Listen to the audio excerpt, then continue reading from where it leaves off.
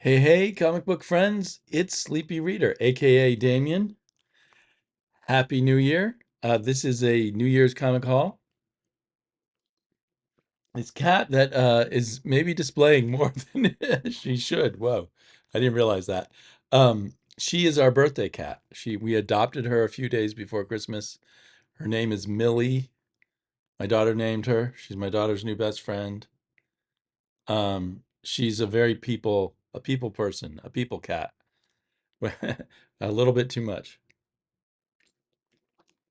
Um, and when I close the door, she's going to probably be whining that I should let her out in a moment. So, Excalibur Comics, a wonderful comic book store, especially for back issues, is 3.5 blocks from my house. Every time they have a sale, I get a huge amount of comics.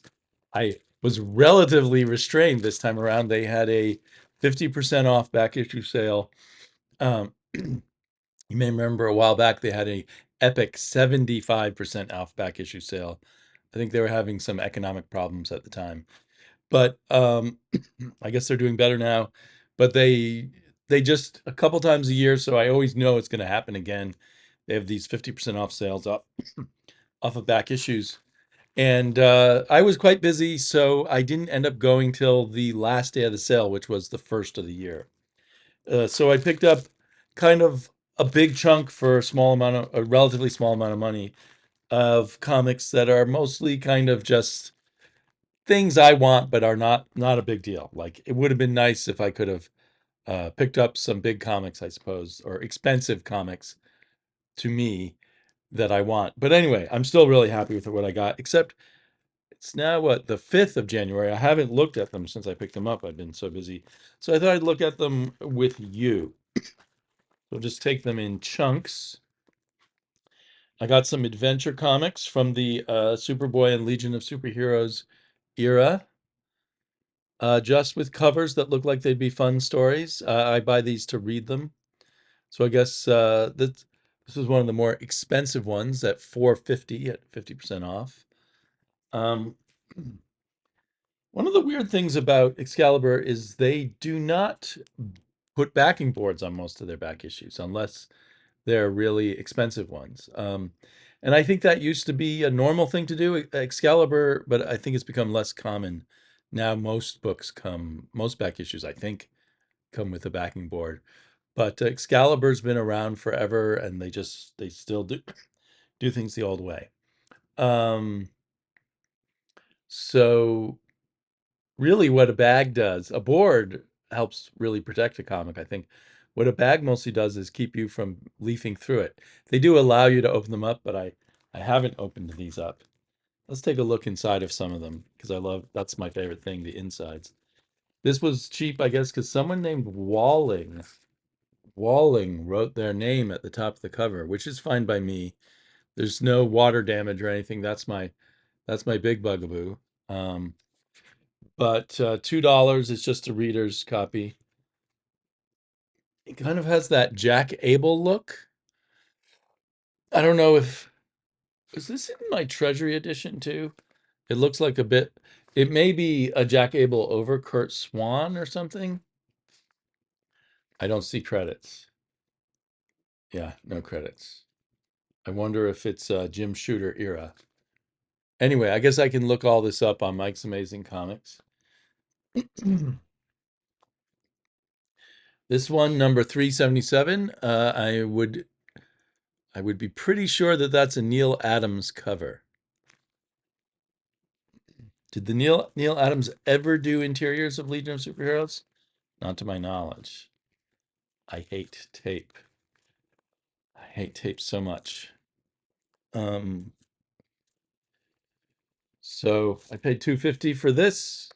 It's definitely a reader's copy, but Neil Adams cover, I guess that makes me excited. Interiors again looks like Jack Abel inking. I'm not sure who doing the pencils. It's funny that I'm pretty confident about recognizing Jack Abel's inks, and I know he did some of the inking. I want to say over um, Kurt Swan, but his style is strong enough that you can't tell for sure who the penciler is, really. Okay. More adventure comics, more Neil Adams cover. Page 250 for that. Okay, I think maybe I overpaid for this. I don't know. But anyway, I wanted more Flash Gordon. They only had one of these King Comics Flash Gordons, which is a cover by Al Williamson. I have issue one, and it was full of brilliant Al Williamson artwork. I loved it so much. Um, this looks pretty beat up. But anyway. And then, yeah, the prices on these Flash Gordons, and then these are Charlton Flash Gordons. I don't know anything about the Charlton Flash. I don't know much about Flash Gordon comics in general. I mostly just know the early Raymond, you can say Raymond Chandler. What's his name? Someone Raymond, the Flash Gordon artist and creator. Wow, I almost thought the cover was ripped here, but it's just the weird cover design. And that cover art is Pat Boyette. Ooh, nice Pat Boyette. And maybe the interiors of Pat Boyette, but it's not signed.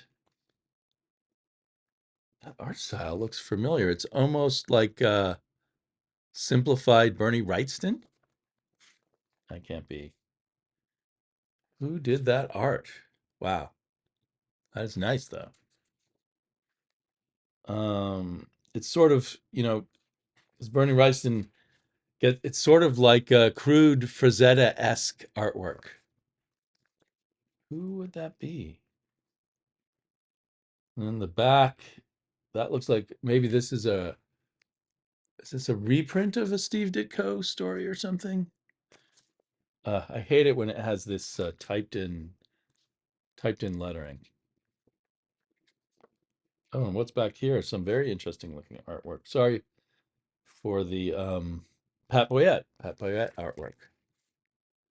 Was Pat Boyette the artist who was also a full-time New York City police officer? Maybe that was someone else. I'm not sure. Another Charlton Flash Gordon. Flash Gordon in the Mystic Realm.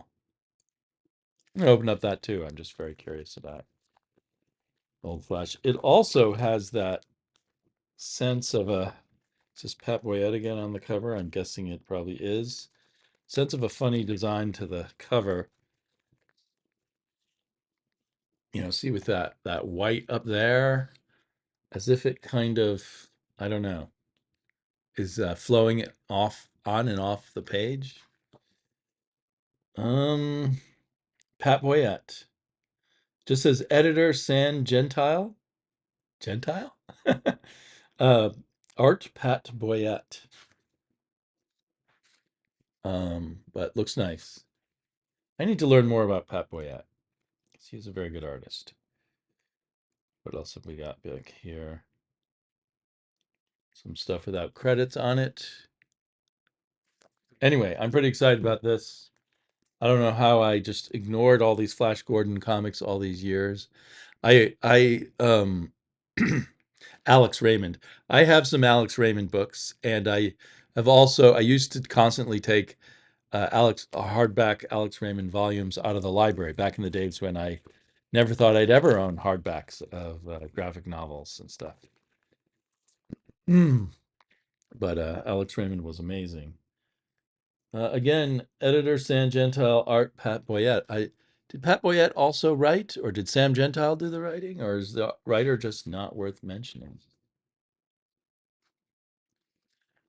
The Pat Boyette art looks a little different each time. Interesting. Oh, Don Perlin art.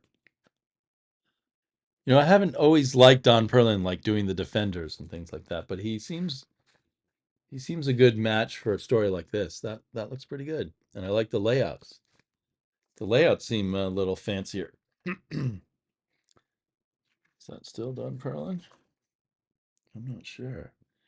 I think this is a continuation of a previous Flash Gordon story. So that's probably back to Pat Boyette. Let's see. What else have we got in this magical bag here? Here's some that actually came with backing boards. I still, probably when I finally get all the Silver Age, uh, Silver Age Superman family comics will be when they finally start putting out omnibuses of them. Um, I sort of concluded a number of years ago that was never going to happen, so I decided, because I just enjoy reading them. They're really goofy. Love the covers too. Um, so Action Comics number 354. I was willing to pay a whole $6. This one's even more expensive. Action Comics number 350. So I guess I paid about 750 for that. I don't know if that was a good price or not. Action Comics 238 with the old go-go checks. And I love it when someone has a giant head. I need a giant head, then I'll be much smarter. Superman 179. This one is without a bet. Maybe it's like if they're $12 and over, or the full price is $12 and over, then they get a backing board. I don't know. This one has a cool cover though. What have we got? Gold bullion, coins, silver bullion, counterfeit money plates. So we're in Fort Knox.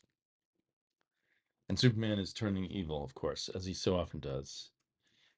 Okay, I love the idea of the future Superman 2965. So I'm guessing this was in 1965. But Superman's face there, that does not look like Superman's face. I don't know. I'm surprised that got past them on the cover.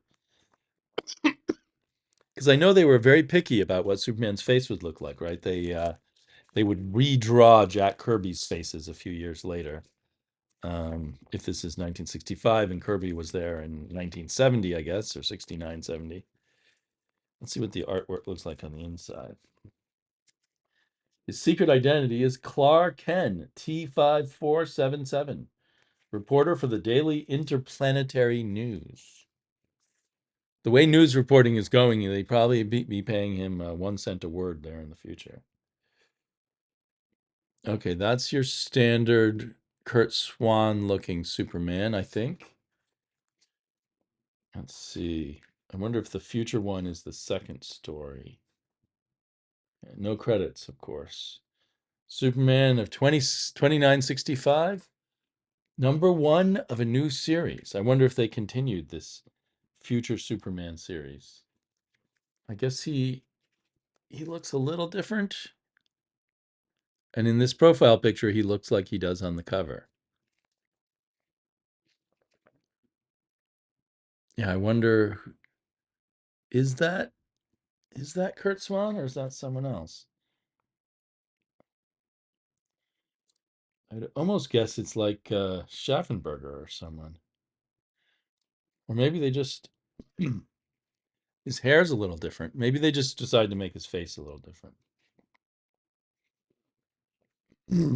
Anyway, I'll go to Mike's amazing website, which is still up despite the sad fact that Mike has passed away.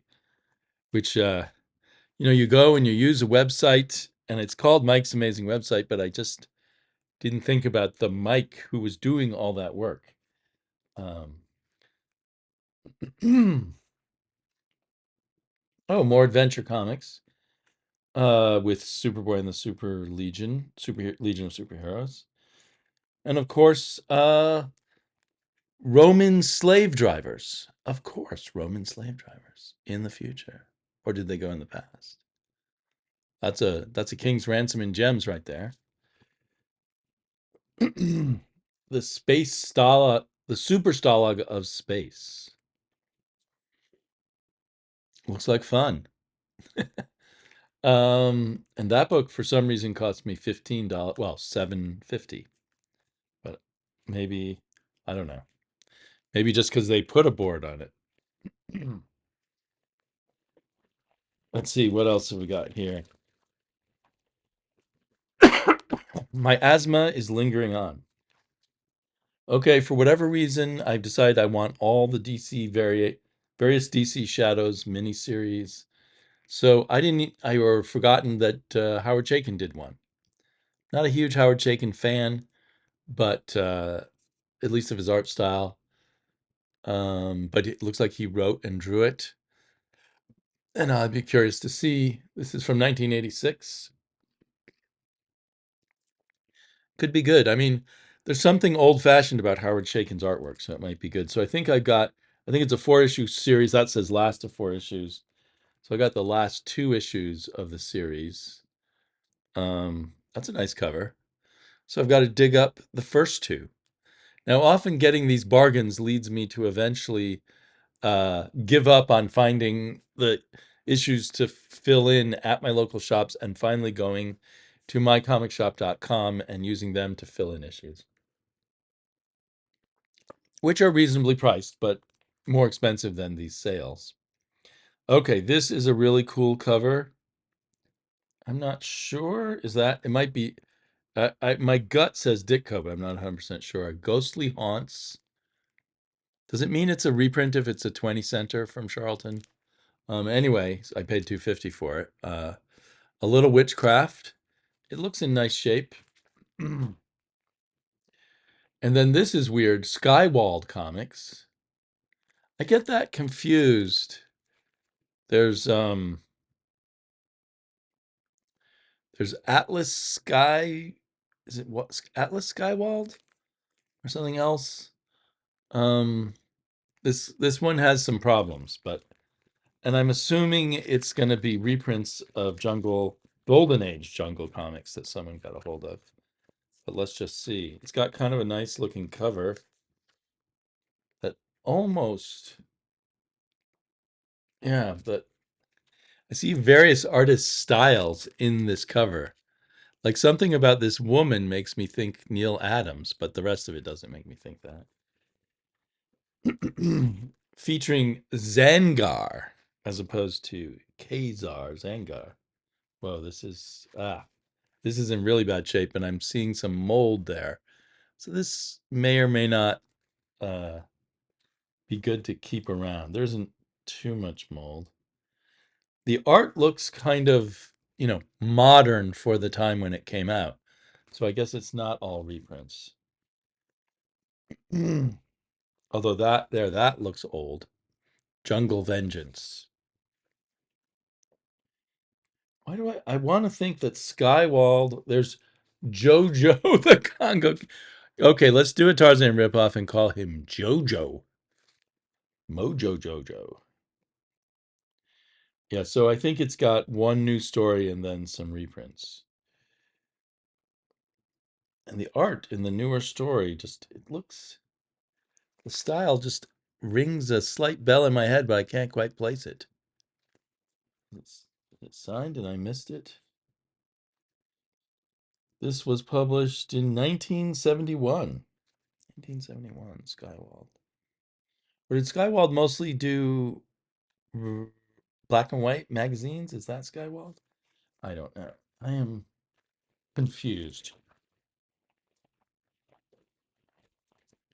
Got here a 80-page giant Superman and Batman with Robin. So I think that the title of the comic is actually 80-page giant. Am I right or wrong? And it's number 15 of the 80-page giants, which obviously are all reprints of either early Silver Age or perhaps even some Golden Age. And The Fighting American, Joe Simon and Jack Kirby from Harvey Comics. Is this a reprint? The original one and only Fighting American featuring Speed Boy. New adventures of the battling prince of comicdom, most imitated of all. I think this was a character that Kirby and Lee made up a while back when they were pissed off that that Timely Comics did not live up to their agreement with them about sharing profits on Captain America. No doubt they did not have a written contract. I don't know, or they just couldn't afford a good lawyer. But they were supposed to get a royalty on Captain America comics, which they never got. So they left Timely for DC and then other places after about 10 issues of Captain America, I believe. This looks like Kirby and Lee artwork. I mean, Simon and Kirby artwork. So I don't know if any of this is new. It's 1966. Kirby would have been busy at Marvel at the time. So I think it's all reprints. Did they originally do the Fighting American for Harvey? Anyway, it looks fantastic, actually. Looks really nice. And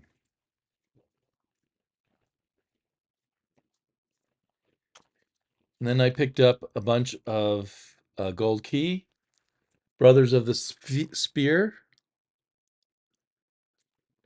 and Dagar the Invincible. Great painted covers. I think I have some of these Dagars already, but I just wanted them again. They cost almost nothing, and they might be in better shape than the ones I had previously. I love the interior art on Dagar too, which is Jesse Santos. I'm kind of obsessed with Jesse Santos art now. I even tried and failed to buy some original Jesse Santos art from the Heritage auctions. There was something where it was like, I think it was all 20 pages of one Dagar comic, or all the pages of some comic. And I bid on it, and it went somewhat high, but not high enough. Yeah, just Santos's art is really cool. The, the writing on Dagar, I believe, was by Don Glut, and I don't think he even as publicly said he didn't like Sword and Sorcery, and I think that's why these are just kind of meh in terms of the Sword and Sorcery storylines, but they do have fantastic art.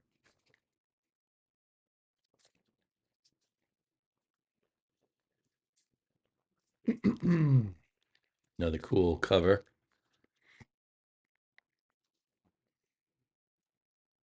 And one can just guess that they're by the covers are by George. I can't remember his last name right now. Supposedly there's a book coming out of his covers soon. And another shadow. I think I may have this run completed now that I got issue 3. This will be the Mike Kaluta run, at least at the beginning. And then maybe near the end, I think it might have been Frank Robbins. Was Frank Robbins on here? So I think I might have the whole run. I think it went 12 issues. Hero fights hero when the hero meets the Avenger. And another Action Comics that I paid $3 for, featuring the condemned Superman. At last, we'll be rid of that pesky Kryptonian. The weird otherworld method of execution on me, yet I'm innocent. Okay, I think these are the last bit, and not hopefully not least. I decided to get some Classics Illustrated, which they put in the. Okay, she's licking her butt again. She might have been doing it while I was not paying attention to what she was doing, so pardon me if I exposed you. Sir Walter Scott, the author of Ivanhoe, that's all I really know about him. So I guess he had another book called The Talisman. Let's see what the art looks like inside. I think as a kid I read abridged versions of some Sir Walter Scott books. The only one I remember for sure is but I might have read abridged versions of others. Nice looking artwork, a little stiff.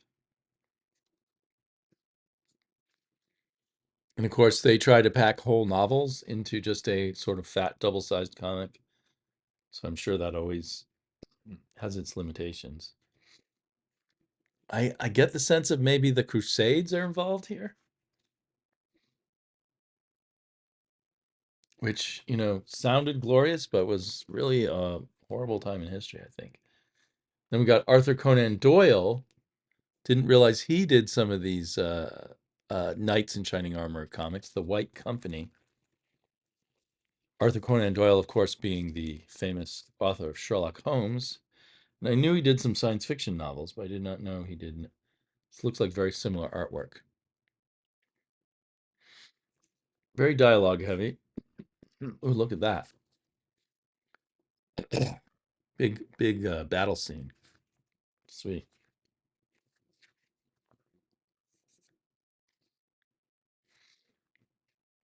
Yeah. So we'll see when I get around to reading these. And then I read as a kid the book. Was it abridged also? I don't know. King Solomon's Mines. I remember loving King Solomon's Mines as a kid. I'm sure it was very uh, racist, colonialist, white messiah kind of stuff. Um, there we go. But that excitement of finding lost lands and things of legend coming out into becoming real or having an event real within the book, it's just very appealing. I think that H. Rider Haggard had a huge influence on a lot of authors that those of us who love the pulpy adventure stuff love, like Tarzan and Robert E. Howard and the like. Anyway, thanks for hanging out with me. I think I'm going to have more comic hauls coming up. Hopefully, I will eventually get around to telling you guys some thoughts on things I've been reading also. But I've been busy and been having asthma and all of that stuff. So as things settle down in the new year, I should be making more videos.